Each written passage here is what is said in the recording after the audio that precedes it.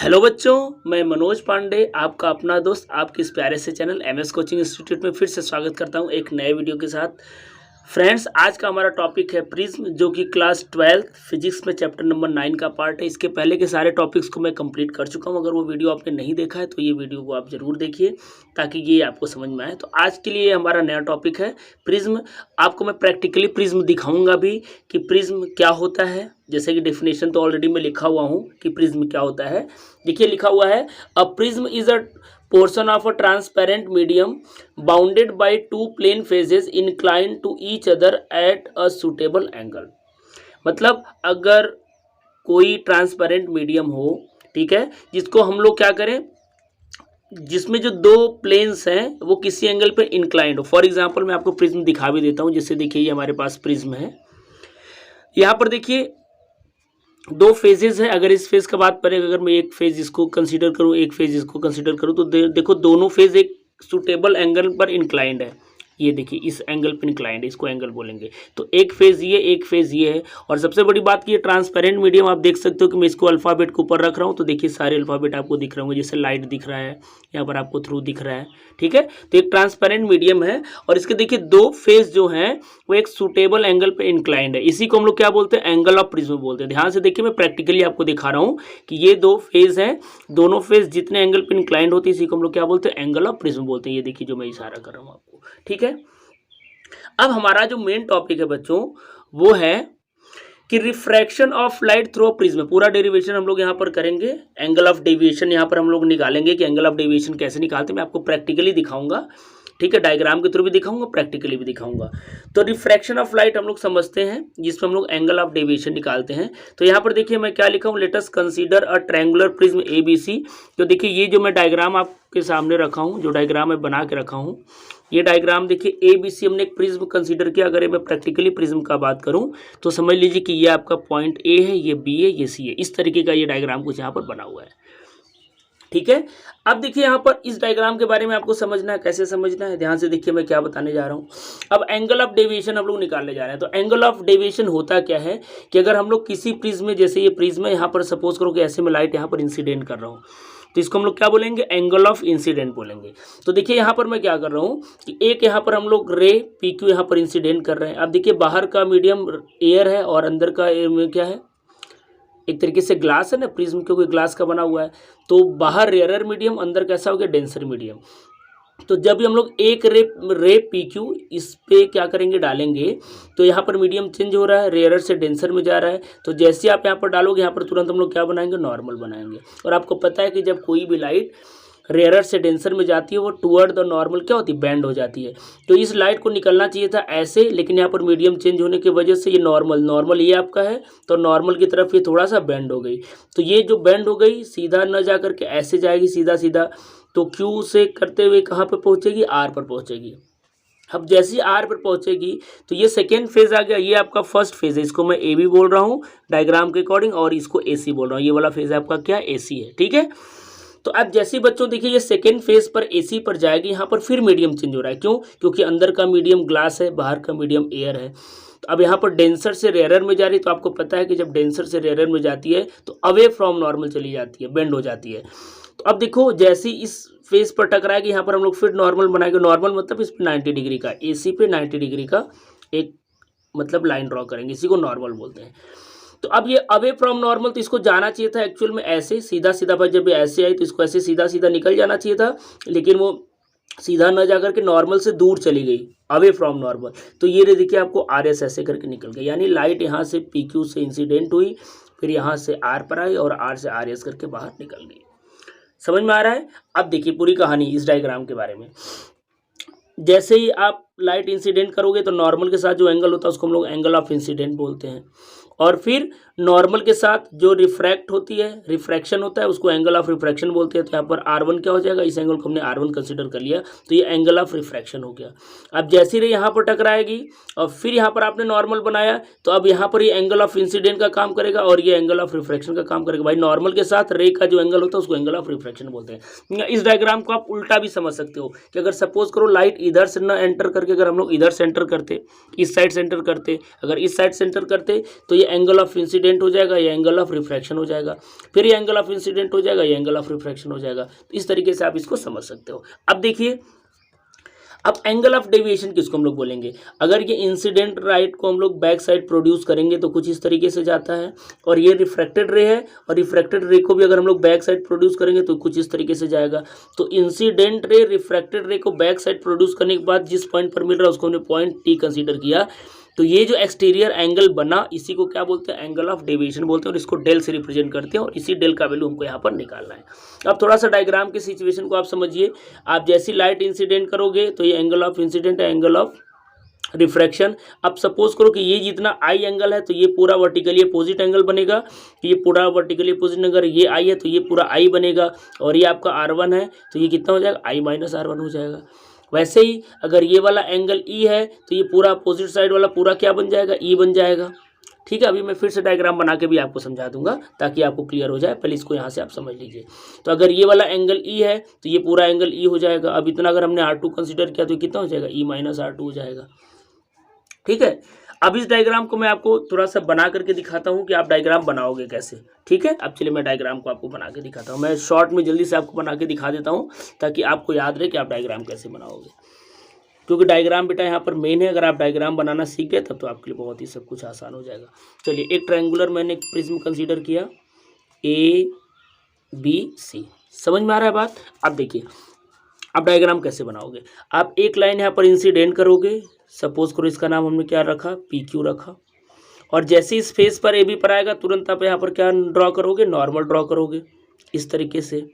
ये आपका नॉर्मल हो गया, दो नॉर्मल होगा जिसको हमने चलो N1 कंसिडर कर लिए।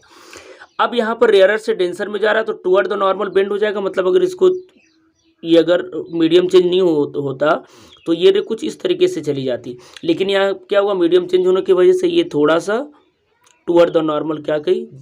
बेंड हो गई। अच्छा, अब यहाँ पर जब इस फेस पर आया, चलो इस पॉइंट को हम R मान लेते हैं सपोज करो। अब यहाँ पर फिर मीडियम चेंज हो रहा है, डेंसर से रेयर में जा रहा है। अब यहाँ पर जैसे ही टच करेगा तुरंत आप यहाँ पर क्या बनाओगे? नॉर्मल बनाओगे। तो इस तरीके से आप यहाँ पर नॉर्मल बना लेंगे।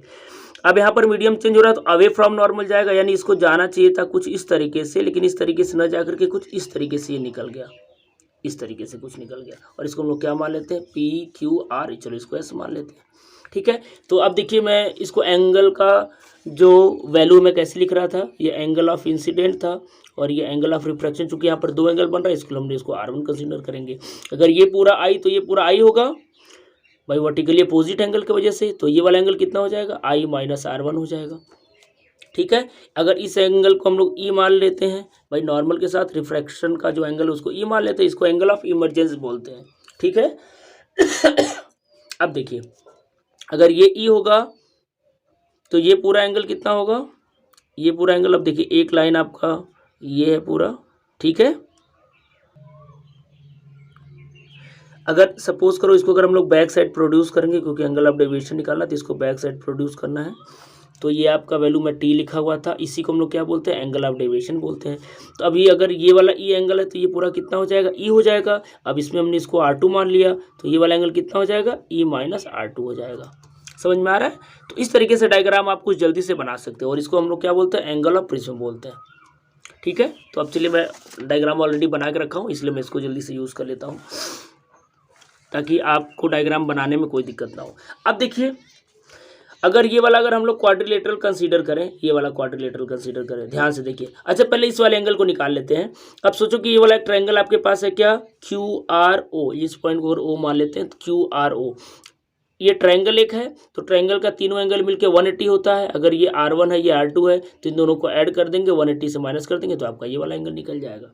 ठीक है, तो इस तरीके से आप इस डायग्राम को समझ सकते हो। चलिए हम लोग डेरिवेशन को स्टार्ट करते हैं। यहाँ पर मैं क्या लिखा हूँ, ध्यान से देखिए। Let angle of incident and angle of refraction at the first phase AB is I and R1। वही चीज़ कि एंगल ऑफ इंसिडेंट को मैं I मान लिया, रिफ्रैक्शन को R1 मान लिया। The angle of incident at the second phase AC is R2 and the angle of emergency C। अब यहाँ पर एंगल ऑफ इंसिडेंट हमने R2 माना और एंगल ऑफ इमरजेंस को क्या माना? E माना। The angle between the emergence ray R S and the incident ray P Q is called the angle of deviation. Already मैं समझा चुका हूँ कि अगर इसको हम लोग बैक साइड प्रोड्यूस करेंगे और इसको बैक साइड प्रोड्यूस करेंगे तो दोनों जहाँ पर मिलेंगे वो जो एंगल बनेगा उसी को क्या बोलते हैं, एंगल ऑफ डेविएशन बोलते हैं, और इसको डेल से बेटा रिप्रेजेंट करते हैं। अब हम लोग बात करेंगे इस क्वाड्रिलेटरल का, कौन सा, ए क्यू ओ आर। किसी क्वाड्रिलेटरल का चारों एंगल मिलकर कितना होता है, 180 होता है। तो देखिए ये एंगल ए है, अगर आप ध्यान से देखो तो ये नॉर्मल है, तो एंगल क्यू ये पूरा कितना हो जाएगा, 90, क्योंकि फेस के साथ ये नॉर्मल है तो ये 90 डिग्री एंगल है। सेम कंडीशन यहाँ पर भी है, ये भी 90 है, और ओ को हमने निकाल लिया 180 माइनस R1 प्लस R2। तो उसी चीज़ को यहाँ पर मैं लिखा हूँ, कुछ नया नहीं है आपके लिए। Angle A plus angle A Q plus angle O plus angle O R A, diagram के अकॉर्डिंग टोटल मिलकर 360 होगा।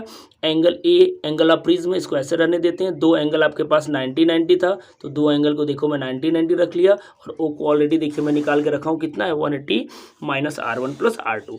तो ये सारे वैल्यू आपको यहाँ पे सब्सटीट्यूट कर देने हैं। अब देखिए यहाँ पर 90, 180, 90, इन तीनों को ऐड करोगे तो 360 होगा, और ये 360 लेफ्ट है, 360 राइट है, दोनों एक दूसरे को कैंसिल आउट कर देंगे। दैट मीन्स एंगल ए बराबर कितना हो जाएगा, ये माइनस उधर जाकर के प्लस हो जाएगा राइट साइड, तो एंगल ए कितना हो जाएगा, R1 प्लस R2 को ही बराबर हो गया। और R1 R2 क्या आप डायग्राम में देख सकते हो, यानी ये जो एंगल ए होगा ये R1 और R2 के सम के इक्वल होगा। समझ में आ रहा है बच्चों। अब चलिए, अब हम लोग ट्रायंगल को कंसीडर करते हैं भाई, अल्टीमेट हमको डेल का वैल्यू करना है। तो डेल वाला आप देखोगे तो ये जो आपके पास ट्रायंगल है TQR, इसका ये एक्सटीरियर एंगल है। और आई होप आपको लोगों को एक प्रॉपर्टी पता होगा, मैं बता देता हूँ कि एक्सटीरियर एंगल का प्रॉपर्टी क्या होता है। जिससे सपोज करो कि आपके पास यहाँ पर, चलिए जगह मैं बना लेता हूँ, जिससे सपोज करो कि ये आपका एक ट्रायंगल है, ठीक है, और ये क्या, एक्सटीरियर एंगल इसको बोलते हैं। तो ये जो एक्सटीरियर एंगल होता है ये सम ऑफ इंटीरियर अपोजिट एंगल के इक्वल होता है बच्चों। जैसे मान लीजिए अगर ये ABCD कंसीडर करेंगे तो ये जो एंगल C पूरा होगा ये angle A plus angle B के क्या होगा, इक्वल होगा, यानी इन दोनों एंगल के इक्वल ये होता है, ठीक है। तो ये प्रॉपर्टी अगर यहाँ पर हम लोग यूज़ कर लेते हैं तो ये देखिए एंगल डेल है, ये एक्सटीरियर एंगल है, देखो इसको हमने बैक साइड प्रोड्यूस किया ना, तो ये एक्सटीरियर एंगल है, और इसको अपोजिट इंटीरियर एंगल बोलेंगे। यानी इन दोनों को अगर हम लोग ऐड करें तो वो डेल के क्या होना चाहिए, इक्वल होना चाहिए। तो वही काम मैं यहाँ पर किया हूँ, कुछ नया नहीं है।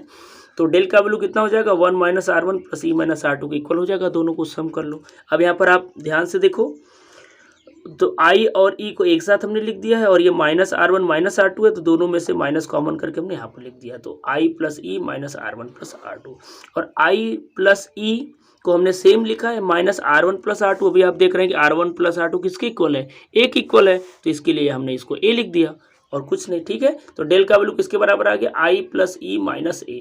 अब हम लोग क्या करेंगे, I और E का वैल्यू निकालेंगे अकॉर्डिंग टू डायग्राम, और उसको हम लोग यहाँ पर क्या करेंगे, सब्सटीट्यूट करेंगे, पुट कर देंगे, ठीक है। तो यहाँ तक आई होप आप नोट कर चुके होंगे, या ये सारे नोट्स हमारी वेबसाइट पर भी अवेलेबल हैं, जिसका लिंक आपको डिस्क्रिप्शन में मिल जाएगा, वहाँ भी जाकर के आप नोट कर सकते हो। तो चलिए मैं पेज को टर्न करता हूँ। चलिए बच्चों देखिए, अब हमने यहाँ पर क्या ले रहे हैं, if mu is the refractive index of the material of the prism, यानी हम ये जो प्रिज्म यूज कर रहे थे, हमारे पास जो प्रिज्म था इसका रिफ्रैक्टिव इंडेक्स हम लोग मान लेते हैं क्या है, म्यू है। तो अगर रिफ्रैक्टिव इंडेक्स इसका म्यू है तो हम लोग यहाँ पर स्नेल्स लॉ लगा सकते हैं। आपको पता है कि रिफ्रैक्टिव इंडेक्स किससे बराबर होता है, sine of incident angle upon sine of refraction angle, mu equals to sine I by sine R होता है। आई होप आपको स्नेल्स लॉ पता होगा, क्योंकि इसके पहले का टॉपिक है। अगर नहीं पता है तो इसके ऊपर भी वीडियो है, आप डिस्क्रिप्शन में जाकर के लिंक ओपन करके इस वीडियो को भी देख सकते हैं। तो स्नेल्स लॉ क्या बोलता है भाई, mu is equal to sine I by sine R. और आपको एक कॉन्सेप्ट और पता होना चाहिए कि अगर आई और R1 को अगर हम लोग एक बहुत स्मॉल एंगल माने तो उस कंडीशन में साइन आई को आई लिख सकते हैं और साइन आर को आर लिख सकते हैं, ठीक है। तो इसी चीज़ को मैं लिखा हूँ, और ये केस सिर्फ tan और साइन के साथ होता है, अदर 4 ट्रिग्नोमेट्रिकल रेशियो के साथ नहीं होता है। तो अगर tan आई या साइन आई है तो आई लिख सकते हैं, tan आर साइन आर है तो हम लोग उसको भी आर लिख सकते हैं, ठीक है। तो when angle are very small, अगर ये आई और R1 यहाँ पर हम लोग एज्यूम कर लेते हैं, अगर ये बहुत स्मॉल एंगल है तो at that case we can write sine i is equal to i और sine R1 is equal to R, nearer to R, मतलब कि अगर R1 है साइन R1 है तो इसको हम लोग R1 लिख सकते हैं लगभग लगभग, और साइन आई को आई लिख सकते हैं। तो इस केस में अगर हम लोग साइन आई को आई लिख दें और साइन आर वन को आर वन लिख दें तो म्यू बराबर आई अपॉन आर वन हो जाए, क्योंकि देखिए अल्टीमेट हमको मैं क्या बोला था आपको, आई और ई का वैल्यू निकालना है, तो यहाँ से हम लोग आई का वैल्यू निकाल सकते हैं। आई का क्रॉस मल्टीप्लीकेशन यहाँ कर लो तो आई इज इक्वल कितना हो जाएगा, म्यू आर वन। ठीक है, और हम लोग किस फेज के लिए निकाल रहे हैं, फर्स्ट फेज के लिए निकाल रहे हैं। आप डायग्राम में देख सकते हो कि आई और R one A B phase में था। ठीक है, ये भाई प्रिज्म जो हमारे पास है, प्रिज्म इस फेज को हम लोग ए बी मान रहे थे ना, इस फेज को ए बी मान रहे थे, तो यहाँ पर हम लोग जब इंसिडेंट कर रहे थे तो यहाँ पर आई बन रहा था, यहाँ पर आर वन बन रहा था। ठीक है, चलिए आगे बढ़ते हैं। और यहीं पर अगर हम लोग एंगल ऑफ इमरजेंस के लिए अगर हम लोग लगाना चाहें तो कैसे लगा सकते हैं, देखिए कैसे लगाएंगे। अब अगर हम लोग सेकेंड फेज के लिए बात करें एसी के लिए, तो वहाँ पर एंगल ऑफ इमरजेंस कितना है, ई है, और एंगल ऑफ रिफ्रेक्शन क्या, E2। अब हम लोग ये मान के चल रहे हैं कि ये बच्चा पार्टी हमारे पास जो है, अब इधर से अगर सपोज करो हम लोग इधर से इंसिडेंट ना करके इधर से अगर रे को इंसिडेंट करते हैं, ठीक है, तो एंगल ऑफ इमरजेंस को इंसिडेंट एंगल बोलेंगे, और इधर जो R2 था उसको क्या बोलेंगे, एंगल ऑफ रिफ्रैक्शन बोलेंगे। भाई रे आप इधर से एंटर करो चाहे इधर से एंटर करो, ठीक है, अगर इधर से एंटर करोगे तो इधर को हम लोग एंगल ऑफ इंसिडेंट बोलेंगे, और इधर वाला जो आएगा ई उसको एंगल ऑफ इमरजेंस बोलेंगे। अगर आप इधर से एंटर करते हो तो इसको एंगल ऑफ इंसिडेंट बोलेंगे, अब इधर वाले को एंगल ऑफ इमरजेंस बोलेंगे। ठीक है, इसलिए यहाँ पर भी अगर हम लोग मान लेते हैं कि अगर हम लोग लेफ्ट राइट साइड से रे अगर इंसिडेंट करें तो म्यू का वैल्यू कितना हो जाएगा, साइन ई अपॉन साइन R2 के बराबर हो जाएगा, अकॉर्डिंग टू डायग्राम आप देख सकते हो। यहाँ पर भी ई और R2 अगर बहुत स्मॉल एंगल है तो साइन ई की जगह ई लिख सकते हैं, साइन R2 की जगह R2 लिख सकते हैं। तो इस केस में अगर ई का वैल्यू निकालेंगे तो कितना आ जाएगा, म्यू R2 निकलेगा। तो जैसे हम लोग ये फेज ए बी के लिए बात की वैसे ही फेज ए सी के लिए बात कर रहे हैं, तो ई का वैल्यू कितना आ गया, म्यू R2 के इक्वल हो गया। यहाँ पर मैं लिख दूँ for A C, for phase AC, यानी हम लोग एसी के लिए बात कर रहे हैं। अब देखिए आई और ई का वैल्यू आपके पास आ चुका है। आई का वैल्यू कितना है, म्यू R1, और ई का वैल्यू कितना है, म्यू R2। तो जो इक्वेशन नंबर 2 में लिखा था लास्ट पेज में, जो लास्ट का लाइन था वहां पर था ना, यही था, del is equal to i plus e minus A था। तो आई की जगह आई का वैल्यू रख लीजिए म्यू R1, और ई की जगह ई का वैल्यू रख लीजिए म्यू R2 और माइनस ए। अब ध्यान से अगर हम लोग देखें तो म्यू दोनों में कॉमन है, तो म्यू को हम लोग कॉमन कर लेंगे तो क्या बचा, R1 प्लस R2 बचा माइनस ए। और आपको ये भी पता है कि R1 R2 किसके बराबर है, दोनों का सम ए के बराबर है, तो इसकी जगह फिर से हम लोग ए लिख लिए। अब देखिए दोनों में ए दिख रहा है तो ए दोनों में से कॉमन कर लीजिए, तो क्या बचा, यहाँ म्यू बचेगा, यहाँ पर 1 बचेगा। तो दैट मीन्स डेल का वैल्यू फाइनली बच्चों आपके पास क्या आ गया, म्यू माइनस 1 इंटू ए। और इसी को हम लोग क्या बोलते हैं, एंगल ऑफ डेविएशन बोलते हैं। अब देखिए मैं यहाँ क्या लिखा हूँ, this is the angle through which the रे deviates on passing through a thin prism of the small refracting angle A. मतलब इसी को हम लोग क्या बोलते हैं, एंगल ऑफ डेविएशन बोलते हैं, और एंगल ऑफ डेविएशन को हम लोग डेल से रिप्रेजेंट करते हैं। और अब फिर से मैं बता दूं इसको हम लोग एंगल ऑफ प्रिज्म बोलते हैं। यानी एक तरीके से आप ये भी बोल सकते हो कि एंगल ऑफ डेविएशन और एंगल ऑफ प्रिज्म के बीच का ये एक रिलेशन है, जहाँ पर म्यू क्या रिफ्रैक्टिव इंडेक्स ऑफ प्रिज्म है, डेल क्या एंगल ऑफ डेविएशन है, और ए क्या एंगल ऑफ प्रिज्म है। तो इस तरीके से आई होप ये टॉपिक आपको बहुत अच्छे से समझ में आया होगा। अगर ये वीडियो आपको पसंद आया हो तो वीडियो को लाइक जरूर करिएगा, और अगर आप फर्स्ट टाइम हमारे चैनल पर विजिट किए तो चैनल को भी सब्सक्राइब करिएगा। अब नेक्स्ट वीडियो जो है बहुत इंपॉर्टेंट होने वाला है, क्योंकि यहाँ पर हम लोग प्रिज्म फार्मूले को डिराइव करेंगे। ठीक है, तो इस वीडियो में ही तक, नेक्स्ट वीडियो में फिर से मिलेंगे बच्चों, तब तक के लिए थैंक यू सो मच।